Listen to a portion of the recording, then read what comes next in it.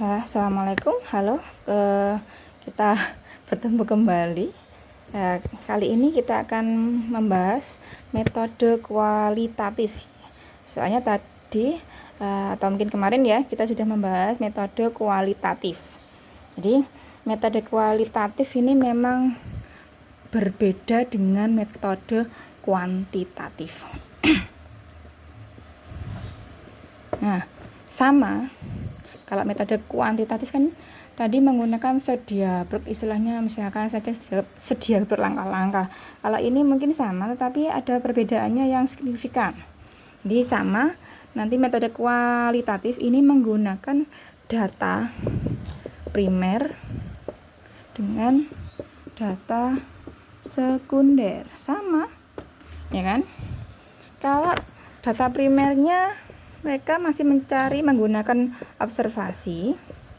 Silakan nanti pakai observasi yang partisipatif atau non partisipatif.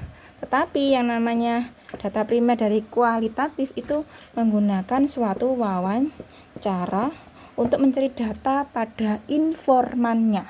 Kalau yang kuantitatif pakai namanya responden, tetapi kalau yang kualitatif memakai namanya informan dari wawancara, orang yang diwawancarai maksudnya ya. Nah, wawancara ini ada tiga macam. Nah, mungkin di buku mungkin ada 2 ya kan, tapi di saya yang peroleh dari buku-buku yang lain atau sumber-sumber yang lain itu saya mendapatkan 3 macam wawancara. Yang pertama wawancara terstruktur. Nah, wawancara terstruktur ini dimana kalian sudah membuat sedemikian rupa pertanyaan-pertanyaan mendetail dan lengkap sekali di guiding question atau pedoman wawancara yang sudah kamu tulis, kemudian kamu siap untuk mewawancarai informanmu. Jadi sebelum kamu datang ke orangnya, informannya, orang yang kamu wawancari, kamu sudah siap kertas, mungkin kertas atau buku atau mungkin yang apa ya gitu ya. Kemudian ditulis itu sudah lengkap pertanyaan-pertanyaan yang hendak kamu wawancarai, tapi lengkap sekali dan detail. Nah, itu namanya wawancara terstruktur. Yang kedua ada wawancara tidak terstruktur. Nah, wawancara tidak terstruktur ini jelas di mana memang masih memakai guiding questionnya atau pedoman wawancaranya kan. Nah, tapi hanya poin-poin yang ingin diwawancarai saja. Kemudian pas waktu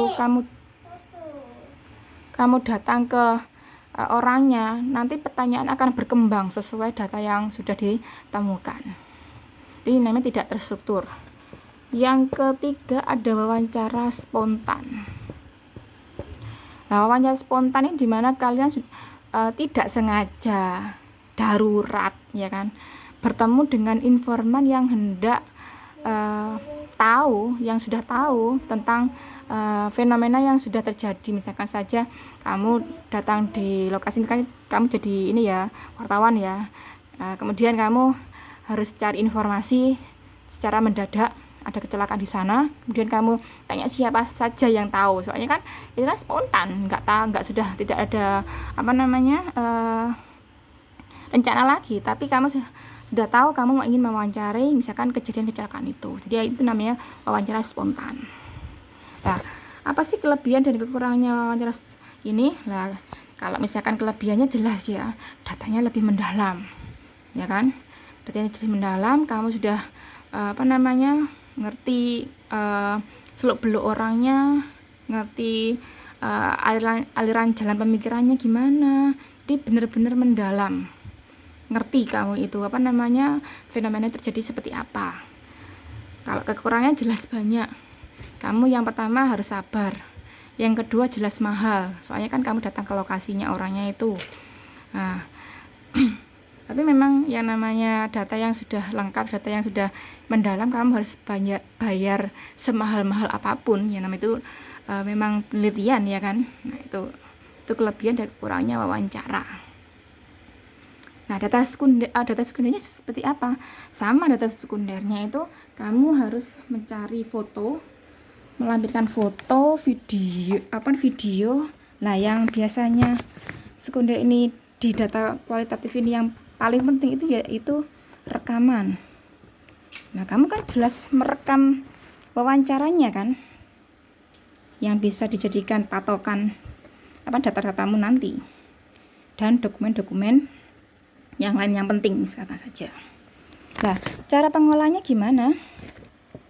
Cara pengolahannya gampang di sini ya, tapi harus dikerjakan seteliti mungkin. Yang pertama, dari informan yang sudah diwawancarai, ya kan? Itu jelas rekamannya, catatanmu, atau mungkin data yang peroleh itu diedit, ya kan? Diedit, diperiksa dulu. Yang kedua, mungkin kalau misalkan butuh dikelompokkan, nggak apa-apa. Biasanya kalau misalkan penelitian kualitatif itu menggunakan simbol-simbol yang perlu dikelompokkan.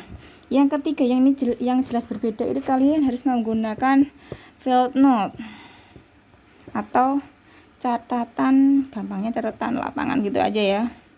Ya, catatan lapangan ini bisa berisi tentang observasimu, ditulis, sama wawancaramu yang secara mendalam tadi. Nah, itu disatukan, dicatat, dan didokumentasikan. Yang keempat, jelas langsung. Habis di sini harus digeneralisasi. Tapi harus berdasarkan teori yang sudah dimantapkan. Nah, tapi yang namanya penelitian kualitatif di sini ini generasinya berupa deskriptif yang diteliti berdasarkan jenis-jenis penelitian dan metode yang lengkap. Itu ya. Isinya menggunakan deskriptif. Deskriptif itu gambaran.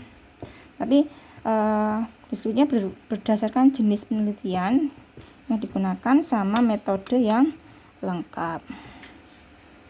Tadi yang lengkap itu yang istilahnya yang jelas gitu loh maksudnya ya. Mungkin kalau misalnya ada pertanyaan atau perbedaan ketidakcocokan bisa didiskusikan ya. Terima kasih. Assalamualaikum warahmatullahi wabarakatuh.